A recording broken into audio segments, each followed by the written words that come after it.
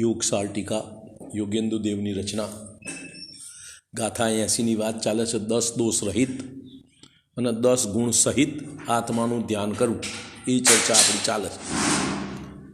એટલે પેલી ખુરશી મૂકી નહીં તો પાછળ પેલી ખુરશી દરવાજો પેલી ખુરશી કાઢી દે ને।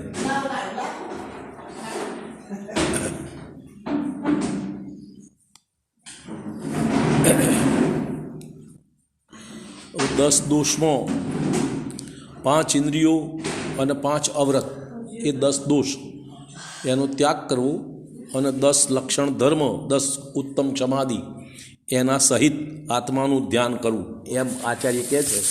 એની ચર્ચામાં આ આત્મામાં અનંત જ્ઞાન, અનંત દર્શન, ક્ષાયિક સમ્યક્ત્વ, ક્ષાયિક ચારિત્ર, અનંત દાન, અનંત લાભ, અનંત ભોગ, અનંત ઉપભોગ, અનંત વીર્ય, અનંત સુખ આ 10 વિશેષ ગુણોનો ધારક પરમાત્મા સ્વરૂપ છે। એ સર્વજ્ઞ અને સર્વદર્શી હોવા છતાં પણ આત્મજ્ઞ અને આત્મદર્શી છે। આ મહત્વનો પોઈન્ટ છે। જે સર્વજ્ઞપણું છે એ તો જ્ઞેયની અપેક્ષાએ છે અને આત્મજ્ઞપણું આત્મદર્શી સ્વભાવની અપેક્ષાએ। ખ્યાલ આવે છે? જ્ઞાન સ્વ પર પ્રકાશક છે, સ્વ અને પર। જ્ઞાન સ્વ પર પ્રકાશક છે કોનું? બધા જીવોનું। સ્વ અને પર તો કોનું મહત્વ? સ્વને જાણે છે મહત્વ। હવે સ્વને જાણે છે એ અપેક્ષા એ આત્મજ્ઞ અને પરને જાણે છે એ અપેક્ષા એ સર્વજ્ઞ। ખ્યાલ આવે છે? પરને જાણે છે પર એટલે જ્ઞેય, જ્ઞેયને જાણે છે એ અપેક્ષા એ સર્વજ્ઞ અને સ્વને જાણે છે એ અપેક્ષા એ આત્મજ્ઞ એમ। છતાં પણ આત્મજ્ઞ અને આત્મદર્શી છે એ જ્ઞેયની અપેક્ષા એ સર્વજ્ઞ કહેવાય છે। જ્ઞેયની અપેક્ષા એ સર્વજ્ઞ છે। શુદ્ધ સમ્યક દર્શન ધારણ કરીને નિરંતર આત્મ પ્રતીતિમાં વર્તે છે। આત્મ પ્રતીતિ આત્મ અનુભૂતિ નથી શબ્દ, નિરંતર આત્મ પ્રતીતિમાં વર્તે છે। આત્મ અનુભૂતિ જુદી વાત અને આત્મ પ્રતીતિ જુદી વાત। આત્મ પ્રતીતિની વાત આવે એટલે શ્રદ્ધાની વાત અને આત્મ અનુભૂતિની વાત આવે એટલે ચારિત્રની વાત। બે વસ્તુ અલગ અલગ છે। તો નિરંતર સમ્યક દ્રષ્ટિ જીવ નિરંતર આત્મ પ્રતીતિમાં એટલે શ્રદ્ધા એની આત્મા સાથે જ હોય। એ કોઈ પણ કાર્ય કરતો હોય, ઉપયોગ ગમે તો જતો હોય, એની સાથે સંબંધ નથી। એના આત્માની પ્રતીતિનો અભાવ ના થાય એમ, એનું નામ પ્રતીતિ। સર્વ કષાય ભાવોના અભાવથી પરમ વિતરાગ યથાખ્યાત ચારિત્રથી વિભૂષિત છે અને આત્મા દ્રવ્ય સ્વભાવથી સર્વ પ્રકારના દોષોનો અભાવપૂર્વક પરમ વિતરાગ યથાખ્યાત ચારિત્રથી વિભૂષિત છે। પોતાનો આનંદ પોતાને આપે છે। જુઓ, આનંદની અનુભૂતિ જે થઈ રહી છે પોતાને થઈ રહી છે, પોતા વળી। એક બીજી વાત સમજવાની છે। આપણે ષટકારક કહીએ છીએ। ષટકારક એટલે કર્તા, કર્મ, કરણ, અપાદાન, ઉપાદાન, સંપ્રદાન એ ષટકારક। ષટકારકમાં આપણે પહેલાં ભણવાની અંદર આપણે વ્યાકરણમાં આ બધું ભણેલા। ષટકારકમાં સંસારની અપેક્ષાએ પર સાથે સંબંધ અને ધર્મ અપેક્ષાએ આત્મા સાથે। ષટકારક અભેદ, પોતાના જ આત્મામાં પોતાના ષટકારકનો સમાવેશ એ અભેદ ષટકારકની વાત। અને પર સાથે ષટકારક ભાઈ આના વડે કાર્ય થયું, આની મદદથી થયું, આના ટેકાથી થયું, એ બધા ષટકારક પરમો એ વ્યવહારથી વાત। તો અહીંયા આગળ અભેદ ષટકારક છે એ પોતામાં છે અને અભેદ ષટકારક નિશ્ચય વસ્તુ સ્વરૂપ છે। દરેક દ્રવ્ય પોતે પોતાના ષટકારકથી પરિણમન કરે છે। એમાં પરનું ષટકારક એમાં કોઈ જગ્યાએ લાગતું નથી। વ્યવહારથી બોલીએ જુદી વાત છે નહીં, બરોબર? તો અનંત પોતાનો આનંદ પોતાને આપે છે, આ ષટકારકની વાત છે। અનંત દાન કરનાર છે। નિરંતર સ્વ આત્મા આનંદનો લાભ કરવો તે જ અનંત લાભ છે। સ્વ આત્મા આનંદનો જ નિરંતર ભોગ છે, અનંત ભોગ, અનંત લાભ। પોતાના આત્માનો જ વારંવાર ઉપભોગ છે, અનંત ઉપભોગ। ગુણોમાં કરી પરિણમન કરતો કદી પણ ખેદ પામતો નથી, અનંત વીર્ય। જ્ઞાનાવરણ, દર્શનાવરણ, મોહ અને અંતરાય કર્મોથી રહિત હોવાથી અનંત સુખનો સમુદ્ર છે। આ પરમાત્માનું સ્વરૂપ સર્વ પ્રકારના ઘાતી કર્મનો અભાવ થતો આવું સ્વરૂપ પ્રગટ થાય છે। એ સ્વરૂપ મારું તમારું સ્વભાવમાં છે। જો પ્રગટ થાય છે એટલે બહારથી પ્રગટ થાય છે આત્મા. જે જીવો મોક્ષને પામ્યા અને અનંત ચતુષ્ટયની પ્રાપ્તિ કરી એ બહારથી લાયા. એમના આત્માનો સ્વભાવ હતો એ પ્રગટ થયો. તો સ્વભાવ તો શાશ્વત છે. એવો મારો તમારો સ્વભાવ છે. એવા સ્વભાવનું તમે લક્ષ્ય કરીને એનું ચિંતન મનન કરો. શું કહે છે? 10 પ્રકારના દોષ રહિત અને 10 ગુણ સહિત આત્માનું ધ્યાન કરવું. એવા આત્મા તમે પોતે છો એવું ચિંતન મનન કરો તો એના કારણે ક્રમે તમારા મોહાદિ કર્મો મોડા ફળ પરિણામમાં તીવ્રતા ઓછી થાય તો આગળ જતો સમ્યક દર્શન આદિની પ્રાપ્તિ થાય. માર્ગ આ છે. બરાબર. અભેદ હવે આપણે કહે છે ભાવના ભાવ તો ભાવે કેવળ જ્ઞાન. એટલે ભાવ એટલે રાગ દ્વેષ નહીં. આપણે તો રાગ દ્વેષને ભાવ કહીએ છીએ. મને ભગવાનની પ્રતિમાનો પૂજા કરવાનો રાગ થયો, અભિષેક કરવાનો રાગ થયો, જાત્રા કરવાનો રાગ થયો, એને ભાવ કહીએ છીએ. એ ભાવ નહીં. ભાવના એટલે પોતાના સ્વરૂપની ભાવ તો કેવળ જ્ઞાનની પ્રાપ્તિ થાય એ વાત છે. આત્મા ભાવના અને રાગ દ્વેષના પરિણામ એ બધી ઈચ્છાઓ છે. પૂજા કરવાનો ભાવ થયો, અભિષેક કરવાનો ભાવ થયો, જાત્રા કરવાનો ભાવ થયો, દાન કરવાનો ભાવ, એ બધી ઈચ્છાઓ છે. ભાવ નથી. ભાવ વસ્તુ જુદી છે ને ઈચ્છા જુદી વસ્તુ છે. આ બધા વિભાવ ભાવ છે. આ ઈચ્છાઓ બધી વિભાવ છે. અને ભાવ તો શુદ્ધ હોય એનું નામ ભાવ. તો ભાવે ભાવના ભાવ તો ભાવે કેવળ જ્ઞાન એટલે શુદ્ધ ભાવના ભાવ તો શુદ્ધ ભાવ સ્વરૂપાત્માનું ચિંતન મનન કરતો શુદ્ધ ભાવે કેવળ જ્ઞાન ઉત્પન્ન થાય. એમ વાત. આપણો અર્થ સમજતા નથી એટલે ભાવ એવો અર્થ કરીએ છીએ. જેની જે સમજ હોય એ પ્રમાણે અર્થ કરી નાખો. બરોબર. એમ અભેદ નહીંથી એક અખંડ આત્માનું ધ્યાન કરવું તો સ્વાનુભૂતિની પ્રાપ્તિ થશે. સમજવા માટે આત્માનું સ્વરૂપ સમજવા માટે ભેદપૂર્વક એના સ્વરૂપનો નિર્ણય જ્ઞાનમાં કરવો અને એવો અભેદ આત્મા છે એ પ્રમાણે ચિંતન મનન કરવું તો સ્વાનુભવની એટલે આત્મ અનુભૂતિની એટલે સમ્યક દર્શનની પ્રાપ્તિ થશે. એ જ આત્મદર્શન છે. એ જ સુખ શાંતિ આપનાર ભાવ છે. એનું નામ સુખ શાંતિ આપનાર ભાવ. આવા ભાવની ભાવના, આવો ભાવ પ્રાપ્ત કરવાની ચિંતન મનન, એનો પ્રયત્ન, એનું નામ ભાવે ભાવના ભાવ તો એમ. એ જ આત્મસમાધિ છે. એ જ નિશ્ચય રત્નત્રયની એકતા છે. મુમુક્ષુ જીવે નિશ્ચિંત થઈને પરમ પ્રેમથી પોતાના આત્માનું જ આરાધન કરવું જોઈએ. પરમ પ્રેમથી નિશ્ચિત 100% થશે. કોઈ પ્રકારની શંકા નહીં. એનું નામ નિશ્ચિત. અને પરમ પ્રેમથી, ઉત્કૃષ્ટ પ્રેમથી, આ સિવાય બીજી કોઈ વાત મારા માટે લાભદાયી નથી.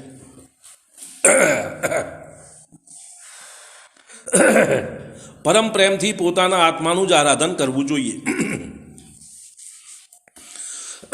હવે બૃહદ સામાયિક પાઠનો આધાર આપે છે. દુર્વાર મનરૂપી વાંદરો ચિરકાળથી લોલુપી થઈને 5 ઇન્દ્રિયોના મહાન વનમાં રમણ કરી રહ્યો હતો. વાંદરો એટલે ચંચળ, મનરૂપી. મન અત્યાર સુધી મારું તમારું ચંચળ રૂપે 5 ઇન્દ્રિયોમાં અહીંથી અહીં એમ પરિભ્રમણ કરી રહ્યું હતું. તેને ત્યાંથી રોકીને પોતાના હૃદયમાં સ્થિર રૂપીને બાંધીને રાખો. એ તમારા મનના વિકલ્પો પરના ચાલે છે અને આત્માના વિકલ્પોમાં જોડો. એનું નામ બાંધીને રાખો એમ. તથા સર્વભોગોની અભિલાષાનો ત્યાગ કરીને,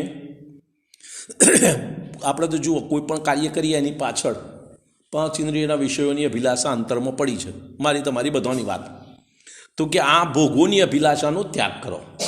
સર્વ પ્રકારના આ પેરોની કોઈ પણ પ્રકારના સર્વ પ્રકારના ભોગોની અભિલાષાનો ત્યાગ કરીને પરિશ્રમપૂર્વક, પરિશ્રમ એટલે પુરુષાર્થપૂર્વક કેવળ મોક્ષના જ હેતુથી આત્માનું ધ્યાન કરો. કયા હેતુથી?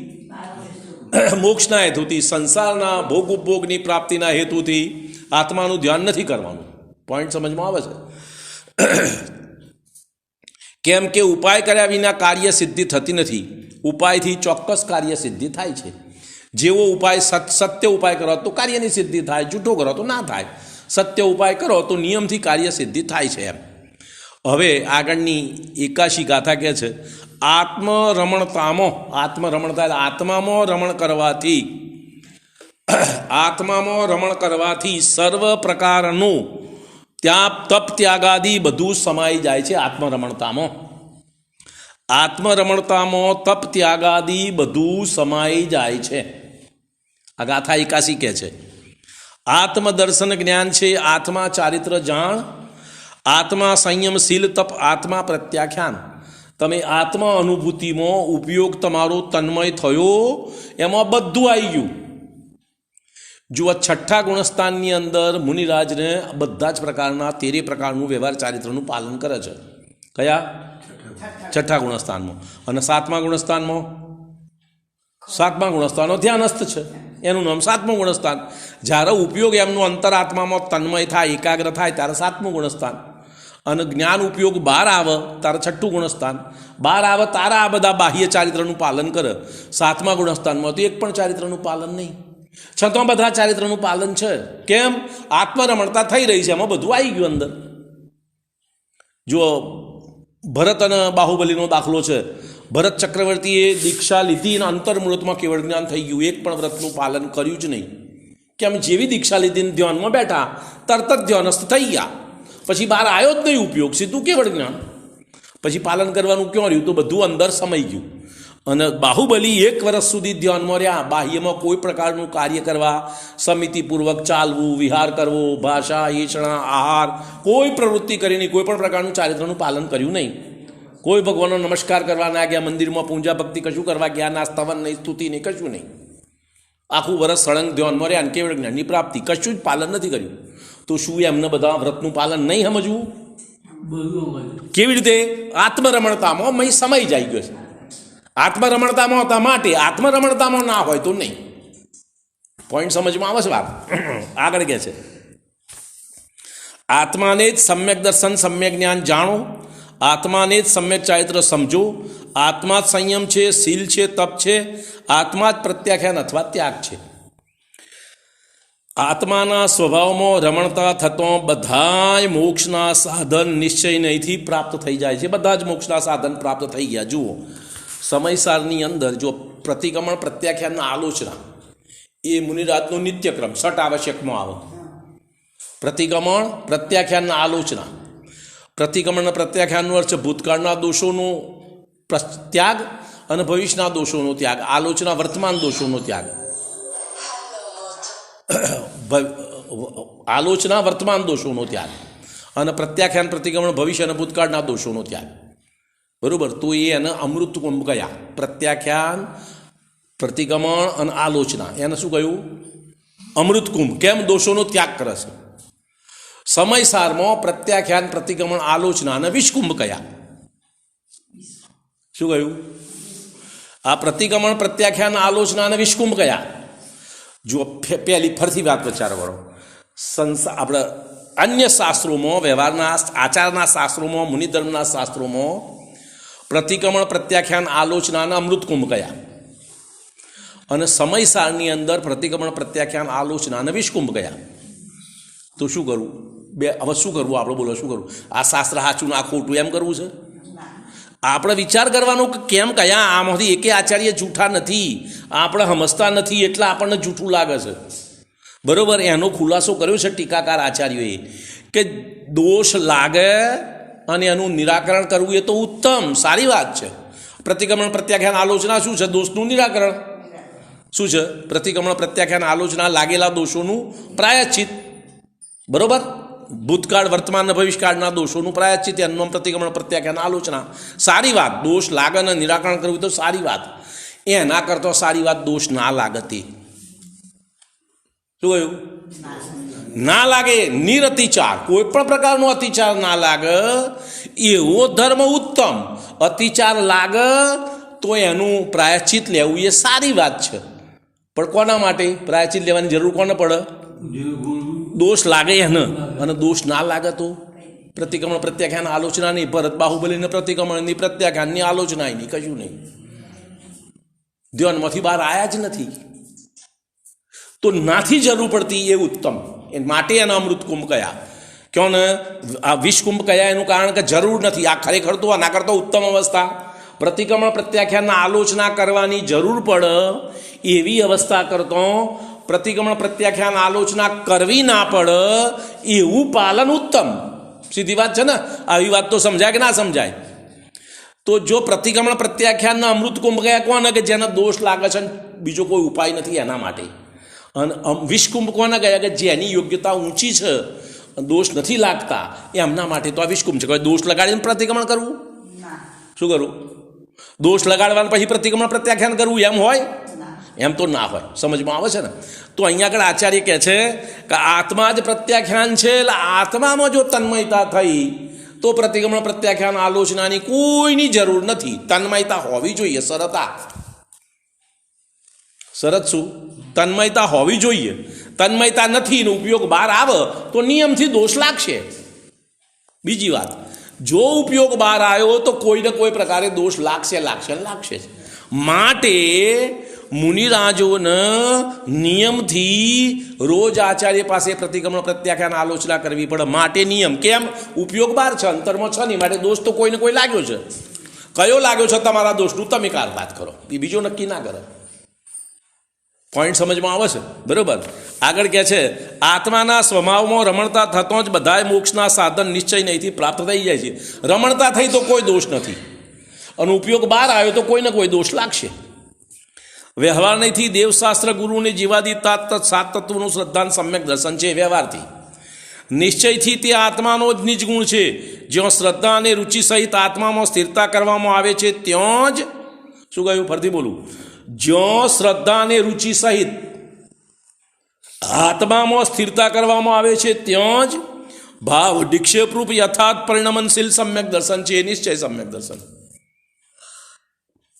અને બાહ્યમાં ઉપયોગ છે, અને દેવશાસ્ત્ર ગુરુ કુદેવોની ગુરુની શ્રદ્ધાનો અભાવ, ષટ અનાયતોનો અભાવ, વિતરાગ દેવ ગુરુ શાસ્ત્રની શ્રદ્ધા, સાત તત્વોની વ્યવહાર શ્રદ્ધા, એ બધાનું નામ વ્યવહાર સમ્યક દર્શન. બરોબર. વ્યવહારમાં આગમ જ્ઞાન તે સમ્યક જ્ઞાન છે, અને નિશ્ચયથી જ્ઞાનમાં પોતાના આત્માના શુદ્ધ સ્વભાવનું ઝળકવું તે સમ્યક જ્ઞાન. એ નિશ્ચય સમ્યક જ્ઞાન. કયું? પોતાના શુદ્ધ સ્વભાવ આત્માનું જ્ઞાન એ નિશ્ચય સમ્યક જ્ઞાન, અને શાસ્ત્રનું જ્ઞાન એ વ્યવહાર સમ્યક જ્ઞાન. બરોબર. આગમ જ્ઞાન ખોટું છે એમ નહીં, પણ એનું મૂલ્ય પોતાના આત્માના જ્ઞાન કરતાં ઓછું છે. ખ્યાલ આવે છે? વ્યવહાર સાધુ કે શ્રાવકના મહાવ્રત અથવા અણુવ્રત રૂપ આચરણ તે સમ્યક ચારિત્ર. વ્યવહારમાં અણુવ્રત અથવા મહાવ્રત રૂપ આચરણ એ વ્યવહાર ચારિત્ર. નિશ્ચયથી વિતરાગ ભાવ જ સમ્યક ચારિત્ર છે. વિતરાગ ભાવ ક્યારે પ્રગટ થાય? કે જ્યારે આત્મામાં ઉપયોગ સ્થિર થાય ત્યારે વિતરાગ ભાવ પ્રગટ થાય, અને ઉપયોગ બહાર આવે ત્યારે રાગ દ્વેષ પરિણામ થાય. બરોબર. જ્યાં આત્મામાં સ્થિરતા છે ત્યાં નિશ્ચય સમ્યક ચારિત્ર છે. આત્મામાં સ્થિરતા છે તો નિશ્ચય સમ્યક ચારિત્ર, અને સ્થિરતા નથી અને બાહ્ય શાસ્ત્ર સંમત આચરણ કરે છે એનું નામ વ્યવહાર ચારિત્ર. કયું આચરણ? શાસ્ત્ર સંમત, મનગણત નહીં. જુઓ બીજી વાત સમજો. બીજા અન્ય ધર્મના સાધુઓ છે એ પેલું પંચાગ્નિ તપ, પેલા અન્ય પ્રકારના બધા એમની બધી ક્રિયાઓ કરે છે ને સાધુઓ બધા. કોઈ વાળ જટા વધારે, કોઈ એક પગ ઉભા રહે, કોઈ બે પગ ઉપર ઉભા રહે, બેહદ નહીં, કોઈ લટકીને રહે ઝાડ ઉપર. આવી બધી જુદી જુદી એમની સાધનાઓ હોય છે હિન્દુ ધર્મમાં. તો એના ચારિત્ર કેવું? કે કોને વ્યવહાર ચારિત્ર કેવું? શાસ્ત્ર સંમત આચાર્યોએ કહેલી વાત છે એ પ્રમાણે તમારું વ્યવહાર કાર્ય હોય, અને આત્મરમણતાનો અભિપ્રાય હોય, સમ્યક દર્શનપૂર્વક હોય તો વ્યવહાર ચારિત્ર છે. બરોબર. વ્યવહારમાં સાધુ કે શ્રાવકના મહાવ્રત અથવા અણુવ્રત રૂપ આચરણ તે સમ્યક ચારિત્ર છે. નિશ્ચયથી વિતરાગ ભાવ જ સમ્યક ચારિત્ર છે. જ્યાં આત્મામાં સ્થિરતા છે ત્યાં નિશ્ચય સમ્યક ચારિત્ર છે. વ્યવહારમાં 5 ઇન્દ્રિય અને મનનો નિરોધ તે ઇન્દ્રિય સંયમ, અને પૃથ્વીકાયાદી 6 પ્રકારે પ્રાણીઓની રક્ષા તે પ્રાણી સંયમ. પ્રાણી સંયમની ઇન્દ્રિય સંયમ એ સંયમના ભેદ એ વ્યવહારથી. અને નિશ્ચયથી કહે છે, જુઓ, નિશ્ચયથી પોતાના જ શુદ્ધ સ્વભાવમાં પોતાને સંયમરૂપ રાખવો, બહાર ક્યાંય પણ રાગ દ્વેષ ન કરવા, તે આત્માનો નિશ્ચય સંયમ ધર્મ છે. બહાર ઉપયોગ આવે તો કોઈને કોઈ પ્રકારે રાગ દ્વેષ થશે જ. ભગવાનનો રાગ થાય, સાધુનો રાગ થાય, પૂજાનો રાગ થાય, પણ રાગ તો થશે ને. સમજમાં આવે છે વાત? અને ઉપયોગ અંતરમાં હોય તો કોઈ પણ પ્રકારનો રાગ થશે જ નહીં, વિતરાગ ભાવ જ થશે. બરાબર. તે ધર્મ સંયમ છે. વ્યવહારે મન વચન કાય ક્રોધ કારિતાને અનુમોદિત એ 9 પ્રકારે કામ વિકાર ટાળીને શીલ પાળવું તે બ્રહ્મચર્ય છે. આપણે પૂજામાં આવે છે કે સ્તુતિ પૂજામાં આવે છે ને 9 કોટી વાળ બ્રહ્મચર્યની, પેલા બ્રહ્મચર્યના શ્લોકમાં આવે છે. બ્રહ્મચર્યનું પાલન 9 હે હા, શીલ 9 કોટી રાખ. શીલ 9 કોટી રાખ. 9 કોટી એટલે 9 પ્રકારે. કઈ રીતે? મન વચન કાયા, हाँ सील बाड़ी नौ राख, हाँ ये प्रमाण, हाँ ब्रह्म भाव अंतर लखो, हाँ एम पूंजामो सील, हाँ सील सील शांति राखो सील वाड़ी वाड़ी એટલે સીલ સીલનો વાડ 9 પ્રકારની કર સીલ સીલ જે છે એની વાડ 9 પ્રકારની કર અને બ્રહ્મચર્ય અંતરમાં હોય અંતરમાં લક્ષ કરી બ્રહ્મચર્ય અને બાહ્યમાં 9 પ્રકારની વાડ કર મન દ્વારા વચન દ્વારા કાય દ્વારા કૃત કારિત અનુમોદ દ્વારા ઉપયોગ બહાર ના જાય એમ અબ્રહ્મચર્ય એ બ્રહ્મચર્ય क्यों मन द्वारा उपयोग बाहर ना जाए, वचन द्वारा ना जाए, शरीर द्वारा ना जाए, कृत नहीं कारित नहीं अनुमोदना नहीं, एम 9 प्रकार थाय मन थी कृत मन थी कारित मन थी अनुमोदित वचन थी कृत वचन थी कारित वचन थी अनुमोदित काया थी कृत काया थी कारित और काया थी अनुमोदित एम 9 थया ने एम 9 प्रकारे उपयोग बाहर ना जाए और उपयोग अंतर में स्थिर थाय एनो ब्रह्मचर्य 9 बाड़ी 9 राख सील बाड़ी 9 राख सील એટલે બ્રહ્મચર્ય એમાં આ 9 પ્રકારની વાડ બરોબર બ્રહ્મ ભાવાંતર લખ્યું અંતરમાં લક્ષ છે એ તમારું નિશ્ચય બ્રહ્મચર્ય એ વાત અહીં કરે છે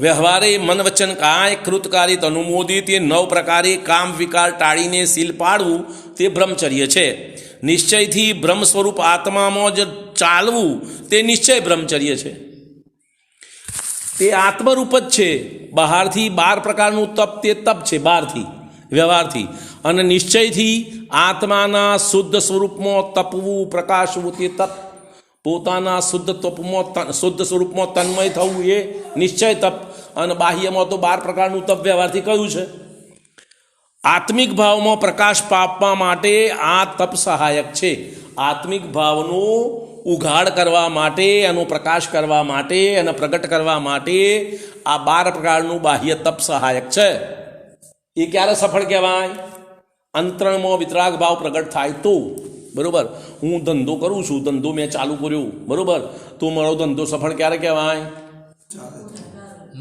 નફો કમાવતો નહીં તો શું ચાલુ તો કર્યું ટર્નઓવર તો કરું પણ નફો ના કરું તો શું ધંધો ખ્યાલ આવે છે તો આ બાહ્ય તપ ક્યારે સફળ કહેવાય આત્મભાવની વિતરાગતાની પ્રાપ્તિ થાય તું એમ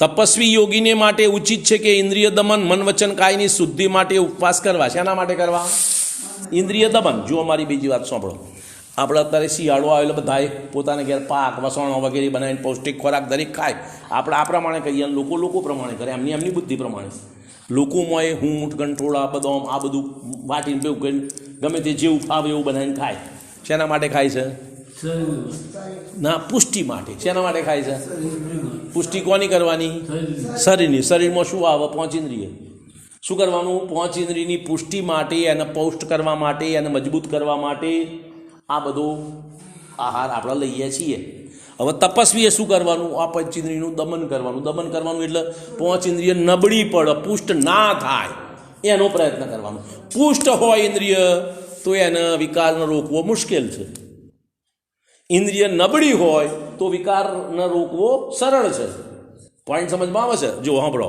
તપસ્વી યોગીને માટે ઉચિત છે કે ઇન્દ્રિય દમન અને મન વચન કાયાની શુદ્ધિ માટે ઉપવાસ કર્યા કરવા એક દાડો કર્યો એમ નહીં વારંવાર કરવા એટલે ધીમે શરીર કૃશ થાય ઇન્દ્રિયો મંદ પડે ઇન્દ્રિયો શિથિલ થાય તો વિકારના ભાવો ઘટતા જાય નિમિત્ત ના બને ઇન્દ્રિયો પુષ્ટ હોય તો વિકારનું નિમિત્ત વધારે બને સમજમાં આવે છે વાત બરોબર ઉણોદરી તપ કરતા રહેવું ઉણોદરી જેટલી ભૂખ એના કરતાં ઓછું ખાવું એનો ઉણોદરી માત્રાથી ઓછું ભોજન લેવું જેથી ધ્યાન સ્વાધ્યાયમાં પ્રમાદ ન થાય જો આપણે ભણવામાં છોકરો ભણતો હોય દાખલા તરીકે એસએસસીની પરીક્ષા હોય અથવા કોલેજની કોઈ ઇમ્પોર્ટન્ટ પરીક્ષા હોય તો આપણે શું કહીએ ભાઈ આજે નાસ્તો એકલો કર હોવા છે રાતે ચા પીજે પણ અત્યારે રવા દે બહુ ખાઈ ના તો ઊંઘ આવશે પછી ભણાશે નહીં એ સમજ પડે છે ને અહીં નથી પડતી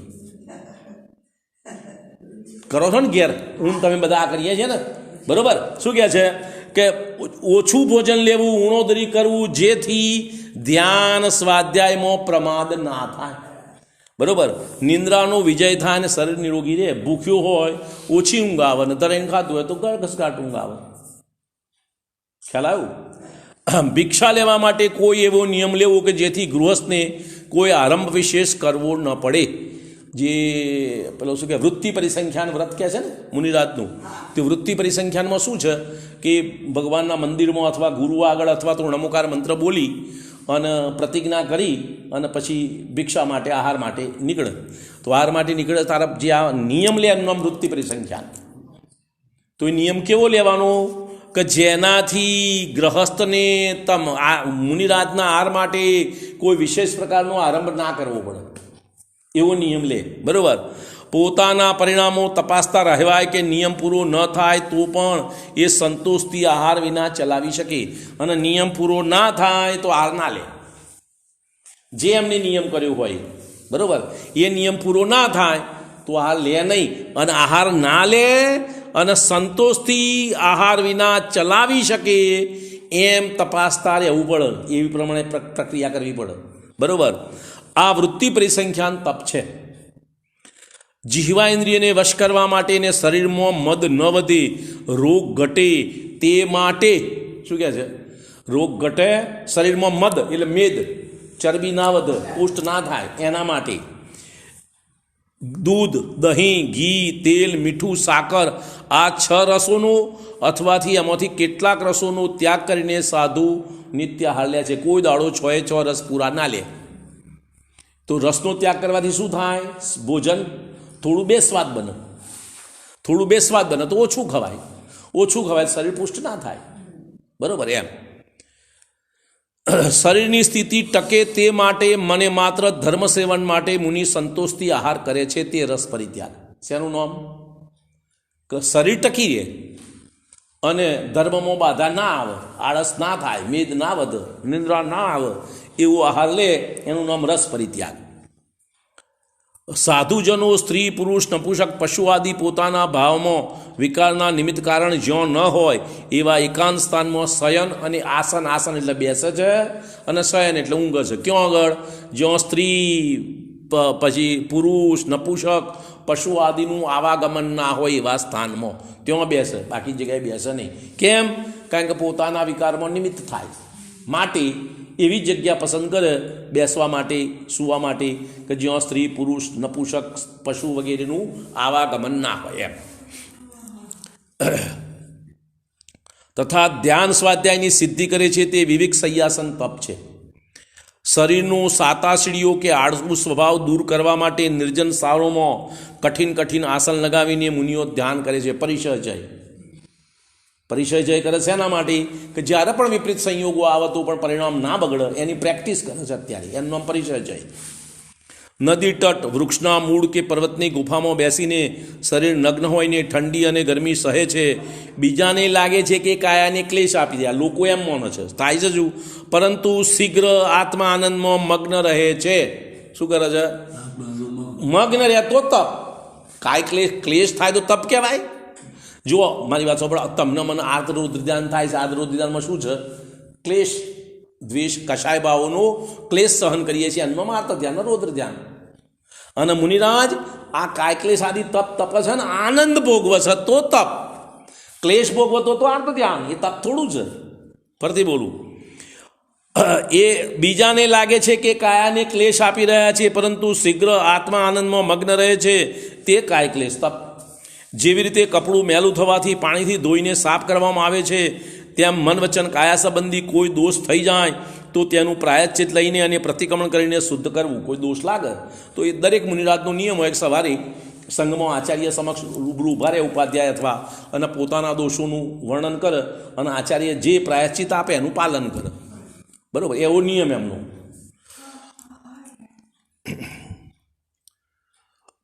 ભાવ નિર્મળ કરવા તે પ્રાયશ્ચિત તપ છે. રત્નાંતરય ધર્મ અને રત્નાંતરય ધર્મના ધારકોની ભક્તિ કરવી અને વ્યવહારમાં વિનયશીલ રહેવું તે વિનય તપ. કોની ભક્તિ કરવાની?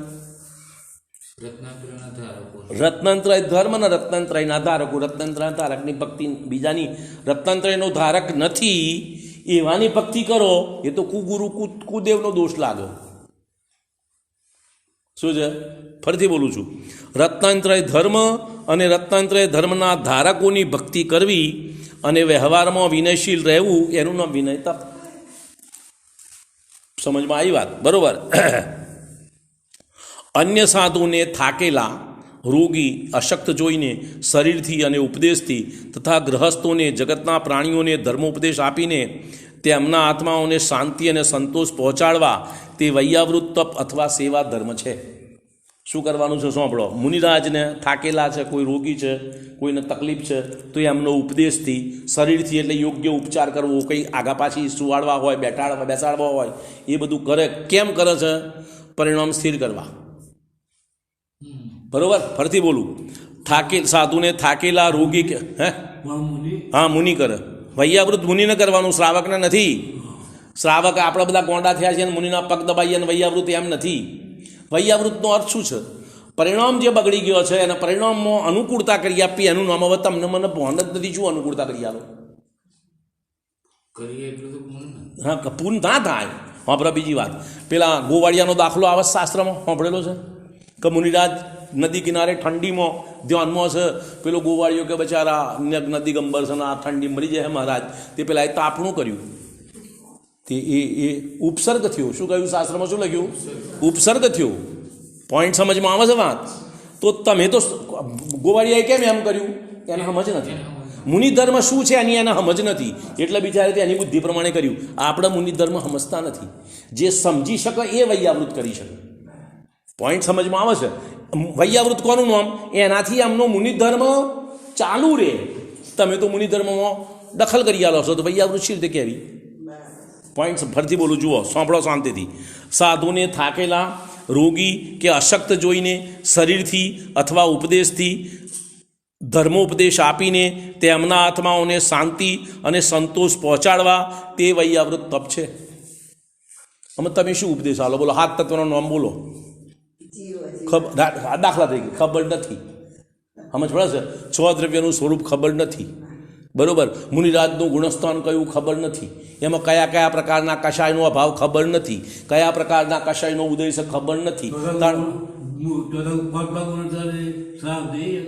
હે મુનિના, મારી વાત સાંભળ, અહીંયા વાત સમજ.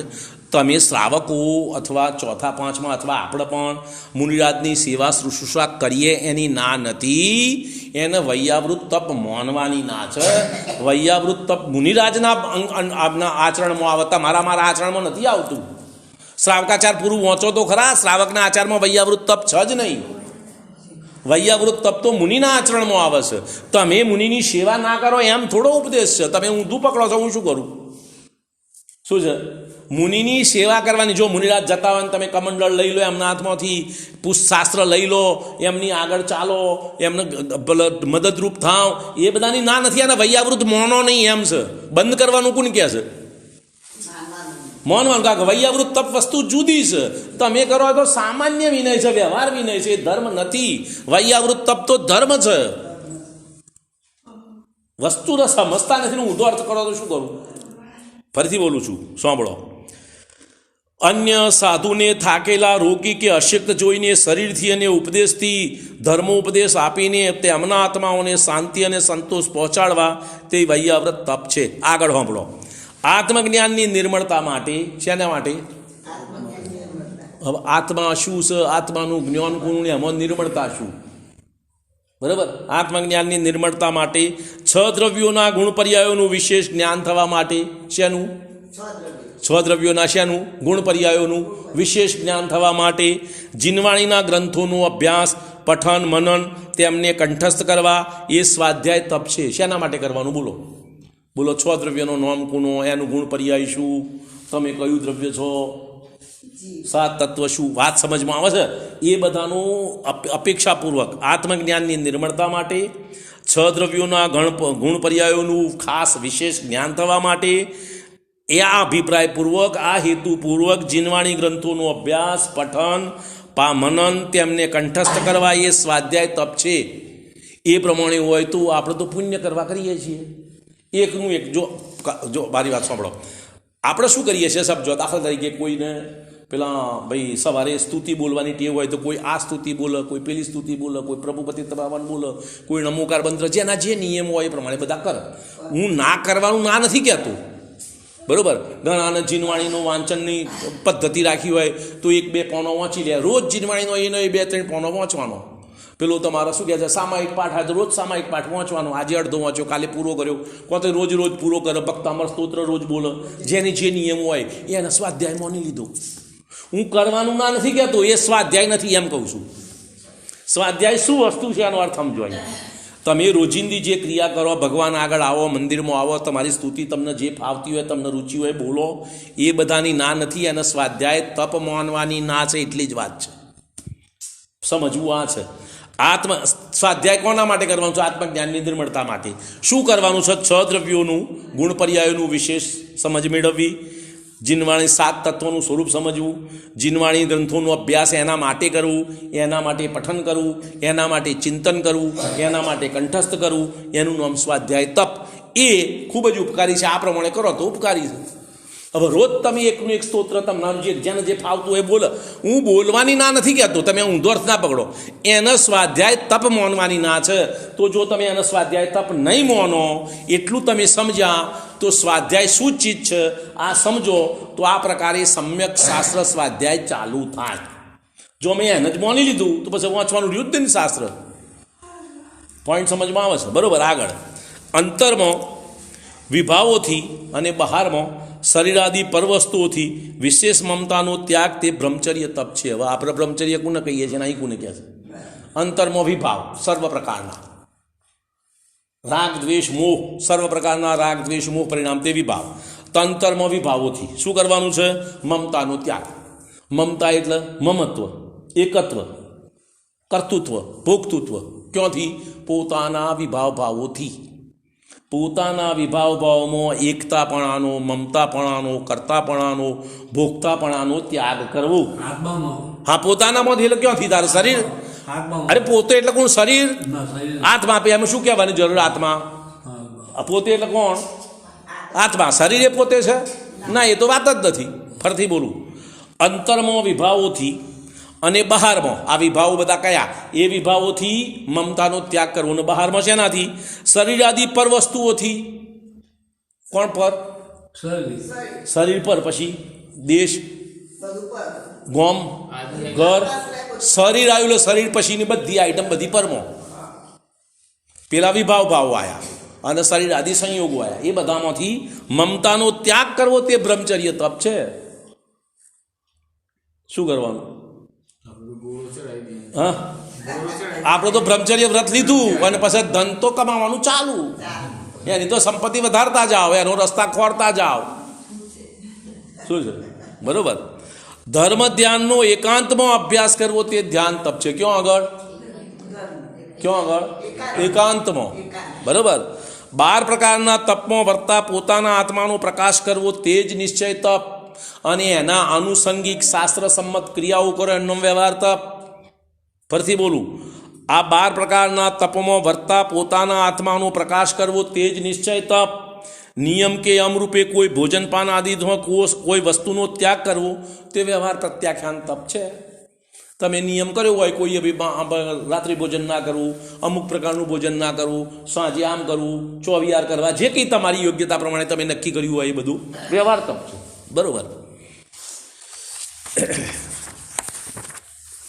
હા, યોગેન્દ્ર દેવનું શાસ્ત્ર છે યોગ સાર. એની બ્રહ્મચારી શીતલ પ્રસાદજીએ ટીકા લખી છે, આપણે એ વાંચીએ છીએ. બરોબર. પોતાના આત્માને સર્વ પરદ્રવ્યથી અને પરભાવોથી ભિન્ન અનુભવવો તે નિશ્ચય પ્રત્યાખ્યાન છે. પોતાના આત્માને સર્વ પરદ્રવ્યોથી અને પરભાવોથી, પરના નિમિત્તે થવાવાળા ભાવોનું નામ પરભાવ. પરભાવ એટલે પેલામાં ભાવ થાય છે, પરભાવ એમ નહીં. પરભાવ એટલે કોણ? મારામાં પરના નિમિત્તે હું તમારું લક્ષ્ય કરું, મને જે ભાવ થાય એ પરભાવ. ભગવાનનું લક્ષ્ય કરું, જે ભાવ થાય પ્રભાવ. વ્યાપાર ધંધાનું લક્ષ્ય કરું, જે ભાવ થાય એનો પ્રભાવ. પરભાવ એટલે પરદ્રવ્યમાં થાય છે એ નહીં, મારામાં પરના નિમિત્તે જે ભાવ થાય તે પરભાવ.